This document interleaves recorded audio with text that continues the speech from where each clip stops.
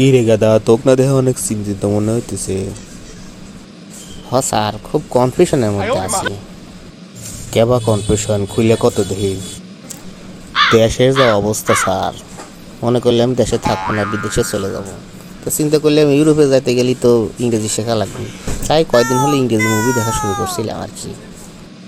তো ভালো কথা, আইএলটিএসটা কইরা ফেলা, আর ইংরেজি মুভি দেখলি তো ইংরেজি ভালো শেখা যায়। কিন্তু স্যার, 2-3টা ছবি দেখার পরে চিন্তা করলাম আমরাই তো ওদের চেয়ে বেশি ভালো আছি। ঘটনাটা কি খুইলা কত দেখি। মার্বেলের কয়েকটা ছবি দেখলাম, বুঝলেন স্যার। তাতে যা বুঝলাম, পৃথিবীর সবচেয়ে কষ্টে আছে আমেরিকা আর ইংল্যান্ডের লোকগুলা, বিশেষ করে ইউরোপিয়ান দেশগুলা।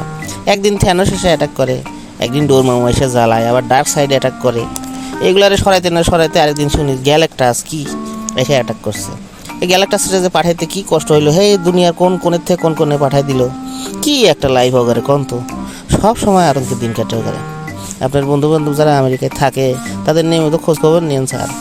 এখন কি যে হয় বলা যায় না, এত কষ্ট করে আইএলটিএস জিআরই দিয়ে এরা এই দেশে যায়, সবসময় আতঙ্কে থাকার কোনো কথা আছে? আবার শুনলাম যে ডাক্তার ডুম নাকি রওনা দিছে, এসে পৃথিবী ধ্বংস করে ফেলবে। দূর পাগল, সিনেমার কাহিনী কি সত্যি হয় নাকি? ওদের প্রেসিডেন্ট, ওদের দেশ কত শক্তিশালী, অস্ত্রে শস্ত্রে সব কিছুতে ওরা পাওয়ারফুল। হ্যাঁ, আমিও তো তাই ভাবছিলাম ওরা খুব পাওয়ারফুল, কিন্তু একদিন দেখি আমেরিকার প্রেসিডেন্টই রেড হাল্ক হয়ে গেছে। নিজের দেশে যায় সে যেভাবে রেড হাল্ক হয়ে আছে, ক্যাপ্টেন আমেরিকার সাথে যেভাবে যুদ্ধ করলো, আমেরিকা তছনছ করে ফেলেলো। আবার শুনলাম ইংল্যান্ডের রাজা নাকি ভ্যাম্পায়ার আছিল। তাহলে কোন 11 দেশে থাকার চেয়ে আমাদের দেশে কত আমরা আরামে আছি না? বুঝছি, পাগলে তার বুঝার ঠিকই করেছিস গেদা। সরকারের চেয়ে আমাদের রাজনীতিবিদরা দুর্নীতিবাজ হলেও ভালো।